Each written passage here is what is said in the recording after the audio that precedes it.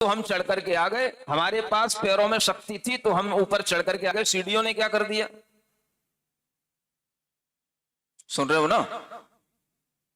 Lift में पहुंचने की, उसको ओपन करने की, उसको फिर वहां पर पहुंचने के बाद में उसको छोड़ देने की शक्ति हमारे पास थी, हम इसलिए आ गए। हमने तो आपको यूज किया, छोड़ दिया। आपने मेरे लिए क्या किया? कुछ नहीं किया। ये क्या है? ये कृतज्ञता है। अगर यही कृतज्ञता सिखाई जाएगी, निमित्त तो कुछ नहीं करता है, तो कोई भी बच्चा बड़ा होने के बाद में अपने माँ बाप का कोई भी रेस्पेक्ट नहीं करेगा। वो भी जानता है हर द्रव्य स्वतंत्र है। आपने मेरे लिए क्या किया? मैं तो अपने ही पुण्य से जी रहा था, अपने आयु कर्म के बल से ही जी रहा हूं और अपने ही पुण्य से सारी अनुकूलताएं प्राप्त कर रहा हूं। आपने मेरे लिए क्या किया? सोचो, आपको अच्छा लगेगा ये व्यवहार? तो व्यवहार व्यवहार नए से चलता है, और व्यवहार नए से जो व्यवहार किया जाएगा, उस व्यवहार को आपको महत्ता देकर के उसका उपकार स्वीकार करना ही आपका व्यवहारिक गुण कहलाएगा।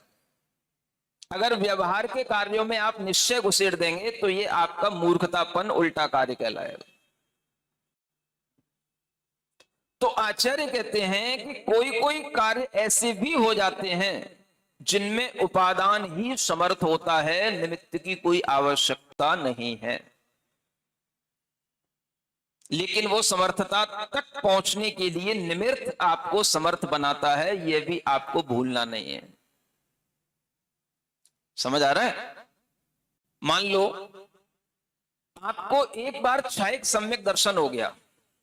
क्षयिक सम्यक दर्शन समझ, एक बार आपके लिए आत्मा में मिथ्यात्व कर्म का क्षय हो गया, तो अब आपको नियम से मुक्त होना है। समझ रहे हो ना? लेकिन जब तक आपको क्षयिक सम्यक दर्शन नहीं हुआ, तब तक आचार्य क्या कहते हैं? अपना क्षयोपशम सम्यक दर्शन बनाए रखना पड़ेगा। और क्षयोपशम सम्यक दर्शन बनाए रखने के लिए आपको आयतनों की शरण लेना पड़ेगी। कर्म कांड में क्या विषय आया? सम्यक्त प्रकृति के लिए 9 कर्म क्या है? तो आयतन है। माने सम्यक तो आपके अंदर बना रहेगा, तो तब बना रहेगा जब आप आयतन की शरण में रहेंगे। और आयतन से आप अनायतन की शरण में चले गए तो आपका सम्यक तो बिगड़ जाएगा, तो आप कभी भी क्षयिक सम्यक दृष्टि नहीं हो पाएंगे। तो ये आयतन आपके लिए क्या कर रहे हैं? आपके क्षयोपशम सम्यक दर्शन को बनाए रखने में निमित्त कारण है। इन्हें 9 कर्म कहा जाता है। अब ये आयतनों से आपका जो सम्यक दर्शन बना रहेगा, यही सम्यक दर्शन अगर निरंतर बना रहेगा तो वो क्षयिक सम्यक दर्शन में बदलेगा। और एक बार क्षयिक सम्यक दर्शन हो गया, फिर आपको आयतन वगैरह की कोई जरूरत नहीं है। अभ्यंतरम केवल मप्यलमते, माने अभ्यंतर कारणी अब आपके लिए समर्थ हो गया, क्योंकि अब नियम से 3 भवों के अंदर आपकी मुक्ति व क्षयिक सम्यक दर्शन नियम से करा देगा, आप कुछ करो या ना करो।